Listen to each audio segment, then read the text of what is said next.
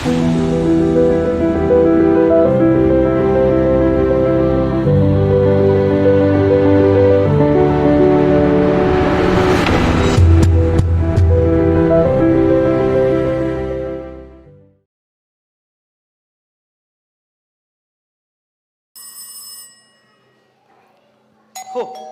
എന്ത് ചൂടാ!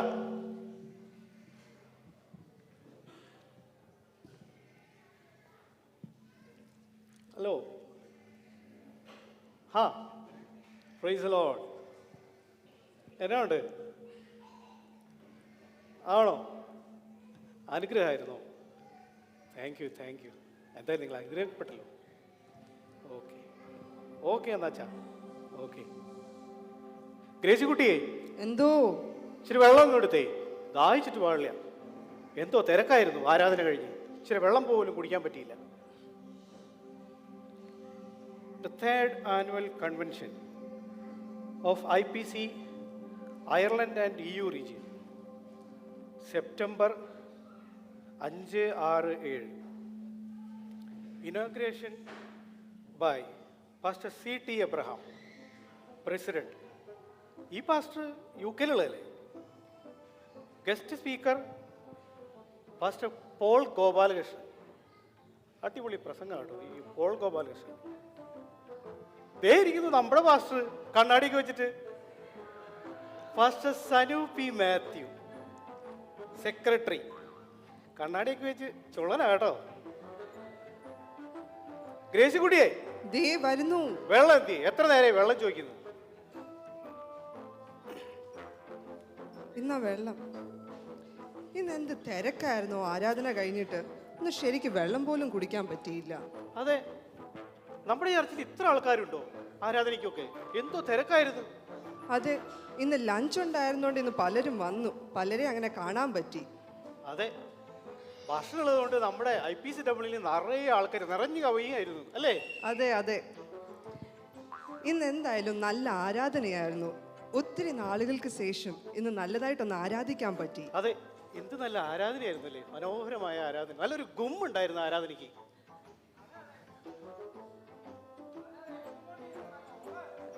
എന്തുവാടാ മോനെ നീ ആരാധനയെ കുറിച്ച് ഇങ്ങനെയൊക്കെ സംസാരിക്കുന്നത്?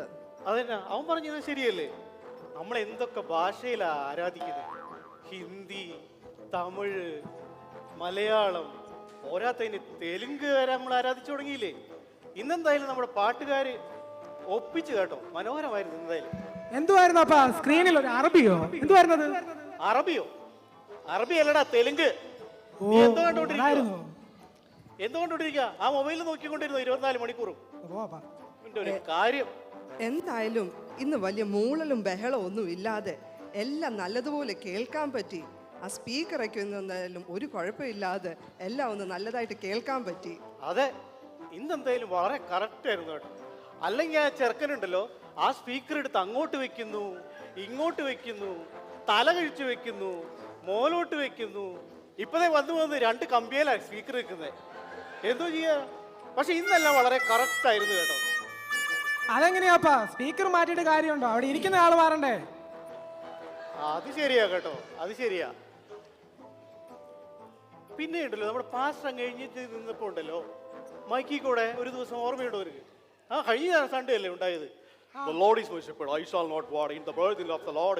എന്തുവായിരുന്നു അത്? എന്നാ അത് ഫ്രീക്വൻസി കയറുന്നതാണോ? ഫ്രീക്വൻസി? ഓ, എന്തുവായിരുന്നടാ നമ്മുടെ ട്രഷാറാച്ചാൻ അവിടെ നിൽക്കുമ്പോ ആരാധനയ്ക്ക് മുന്നേ ഇങ്ങനെ തേനീച്ച കൂട്ടം കൂടുന്ന പോലെയാ ട്രഷാറാച്ചാനെ പൊതിഞ്ഞോട്ട് നിൽക്കുന്നത്. എന്തുവായിരുന്നടാ അത്?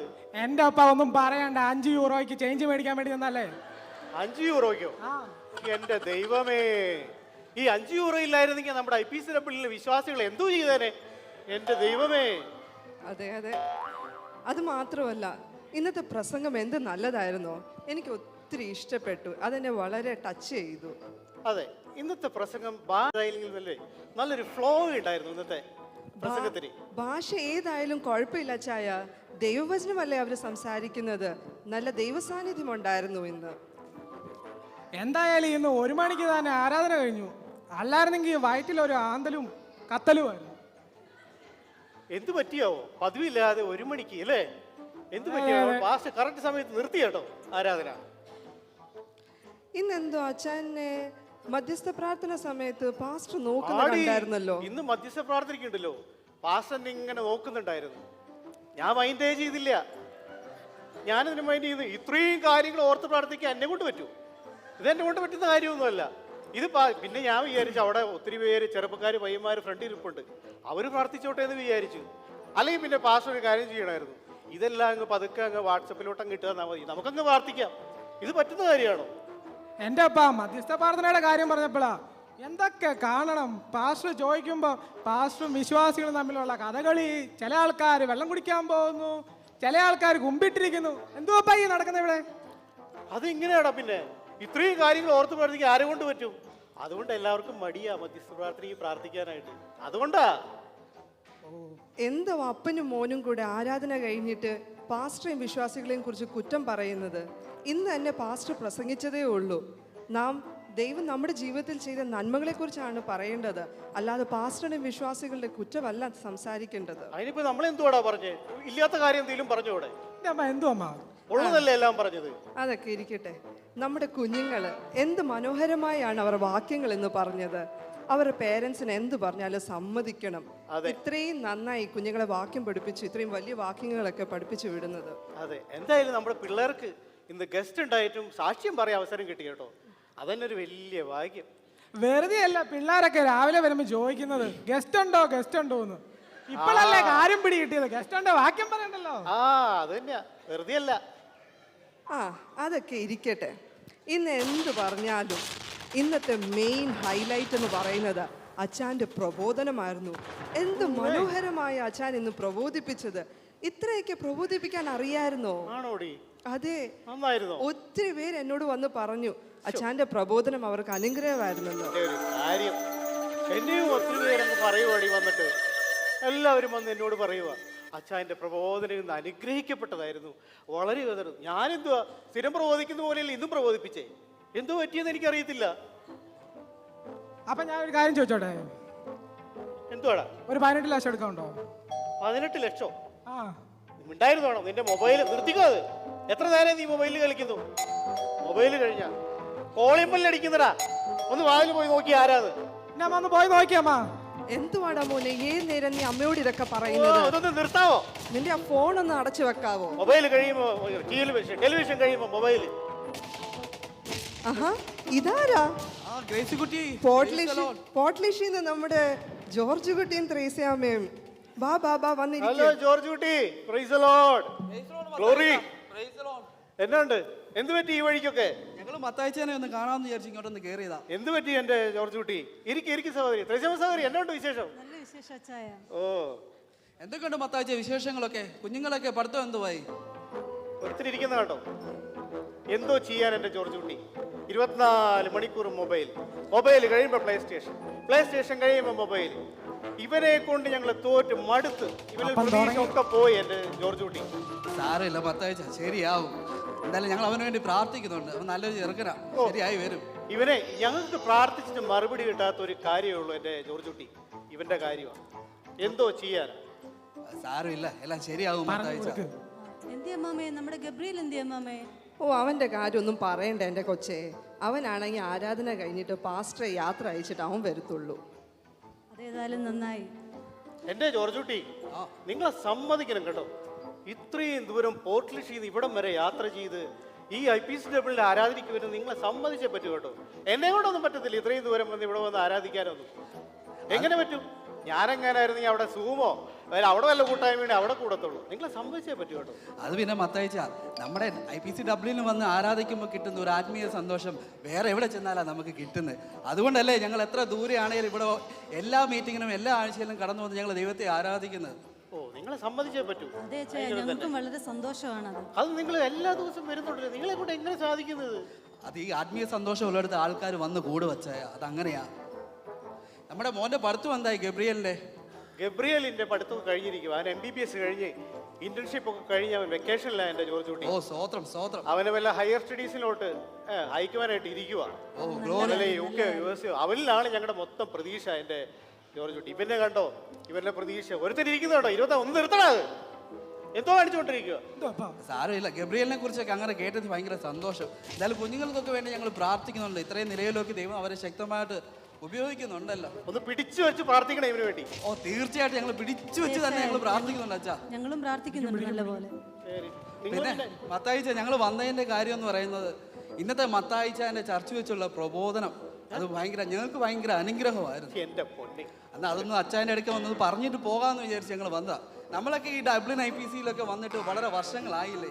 നമ്മൾ എത്ര പേരോട് സുവിശേഷം പറയുന്നുണ്ട്, നമ്മൾ എത്ര പേരോട് നമ്മുടെ ജോലി ചെയ്യുന്നവരോടും നമ്മൾ യാത്ര ചെയ്യുമ്പോൾ കാണുന്നവരോടും ഒക്കെ നമ്മൾ സുവിശേഷം പറയാതെ പോകുന്നില്ലേ. എന്നാൽ ഇന്ന് അച്ചായന അങ്ങനെ ഒന്ന് പ്രബോധനമൊക്കെ എന്ന് പറഞ്ഞപ്പോഴത്തേക്കിന് സുവിശേഷത്തെക്കുറിച്ചുള്ളൊരു ചിന്ത ഞങ്ങൾക്ക് പെട്ടെന്നൊന്നും ഉണ്ടായി. എന്റെ ജോർജ് കുട്ടി, ഞാൻ സ്ഥിരം പ്രബോധിക്കുന്നത് പോലെയല്ലേ ഇന്നും പ്രബോധിപ്പിച്ച്. എനിക്കറിയത്തില്ല, ആൾക്കാർ മൊത്തം വന്ന് പറയുക അച്ചായന്റെ പ്രബോധനം നല്ലതായിരുന്നു, വളരെ അനുഗ്രഹമായിരുന്നു എന്നൊക്കെ. എനിക്കറിയത്തില്ല അല്ല അച്ചായ, ഞങ്ങൾക്ക് ആ സുവിശേഷത്തെ കുറിച്ചുള്ള അച്ചായന്റെ ഓരോ വാക്കുകൾ ഞങ്ങളെ ഹൃദയമായിട്ട് വളരെയധികം സ്പർശിച്ചാ.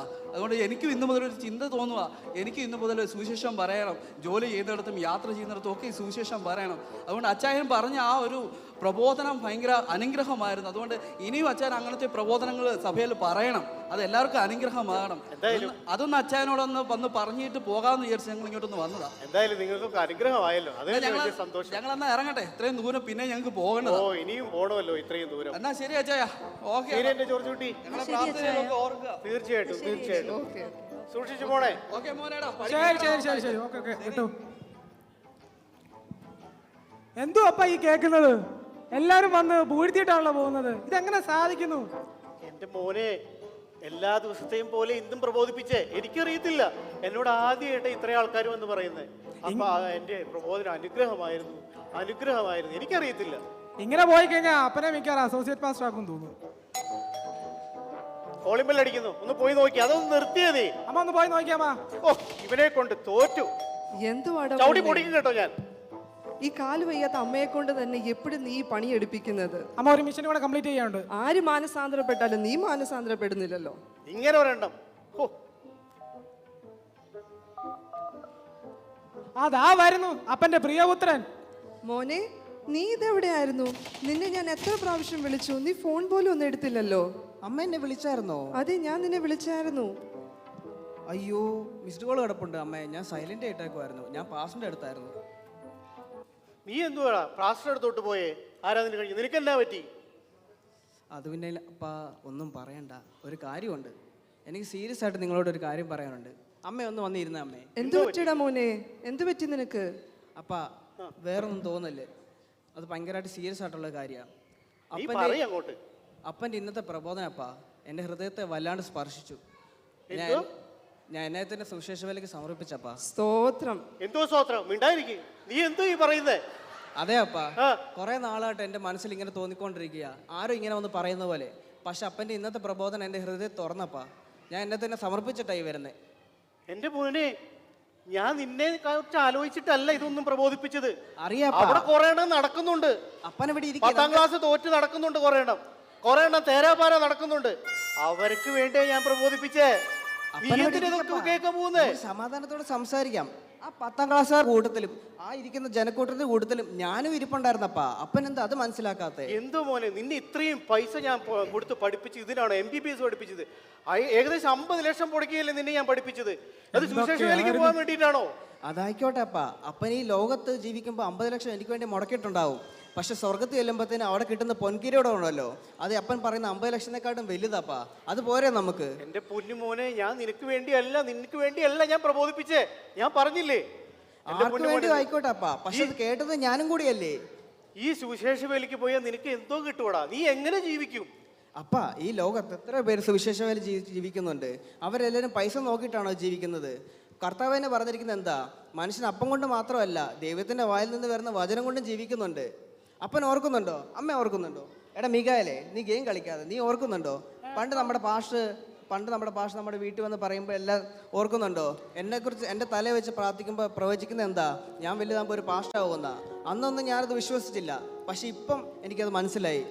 എന്റെ പൊന്നുമോനെ, അവരൊക്കെ പറഞ്ഞിട്ട് അവരങ്ങോട്ട് പോകും.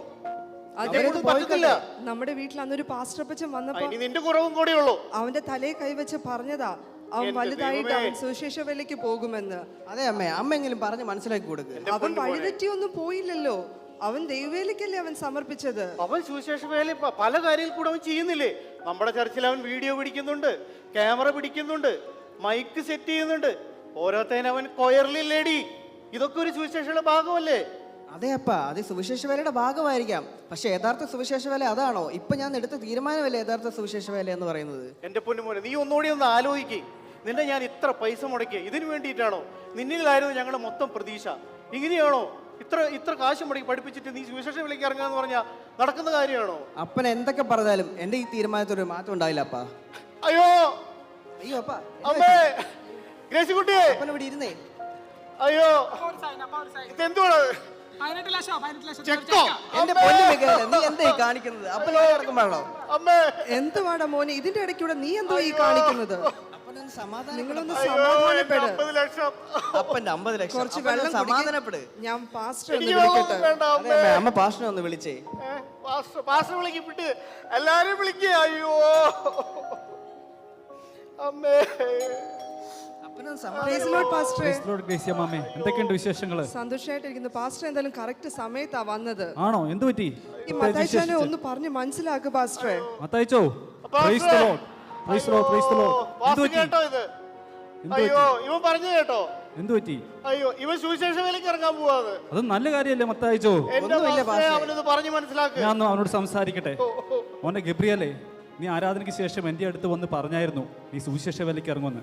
എന്നാലും നിന്റെ മാതാപിതാക്കളുടെ മുമ്പിൽ വെച്ച് നിന്നോട് ഞാൻ ചോദിച്ചോട്ടെ, യഥാർത്ഥമായി നിനക്ക് ദൈവത്തിന്റെ വേലയ്ക്ക് ഇറങ്ങാനുള്ള വിളിയും ആ തെരഞ്ഞെടുപ്പും ഉണ്ടോ?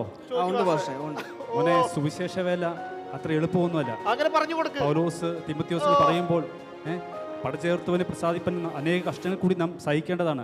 അതൊക്കെ സഹിക്കുവാൻ നീ തയ്യാറാണോ? പറയടാ. എല്ലാം സഹിക്കുവാനും എല്ലാ കഷ്ടപ്പാടും എടുക്കാനും ഞാൻ തയ്യാറാണ് പാസ്റ്ററെ.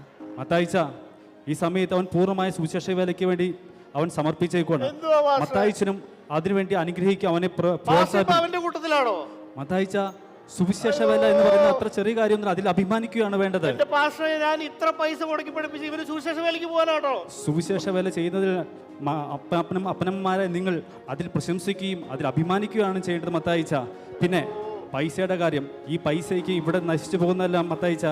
പിന്നെ കർത്താവിൻ്റെ നാമനിമിത്തം പൈസയോ അല്ലെങ്കിൽ നമ്മുടെ വീടോ ധനമോ മാതാപിതാക്കളോ എന്തെങ്കിലും നമ്മൾ നഷ്ടമാക്കിയാൽ വേദപുസ്തകത്തിൽ എന്താ പറഞ്ഞേക്കുന്നത്?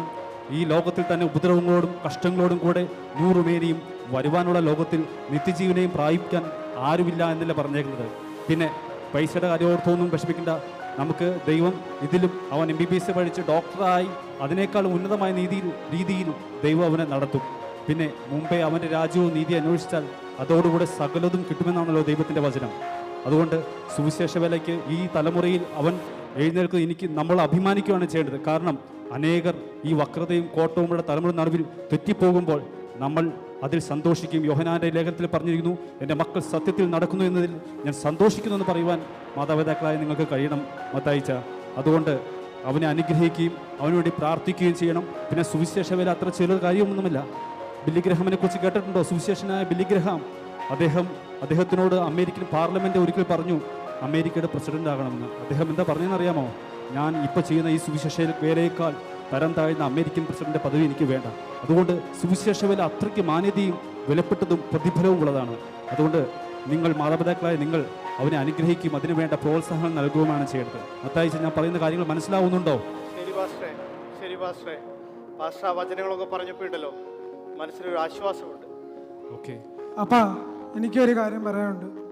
സോറി അപ്പാ, ചെക്ക് ഞാൻ കീറിക്കളയുക. സാരില്ലേ മോനെ, അവനത് ഗബ്രിയേലിന് സുവിശേഷ വേലയോടാണ് താല്പര്യമെങ്കിൽ അവനതിന് പോകട്ടെ പാസ്റ്ററെ. അവനെ ഒന്ന് പ്രാർത്ഥിച്ചാണ്. നമുക്ക് അവന് വേണ്ടി പ്രാർത്ഥിക്കാം. നിങ്ങളും നമുക്ക് അവന് വേണ്ടി പ്രാർത്ഥിക്കാം. മോനെ ഗബ്രിയേലേ, മുട്ടുകുത്തിയിരിക്കുക. ഞങ്ങൾ നിങ്ങൾക്ക് വേണ്ടി ഒരുമിച്ച് പ്രാർത്ഥിക്കാം. നമുക്ക് പ്രാർത്ഥിക്കാം.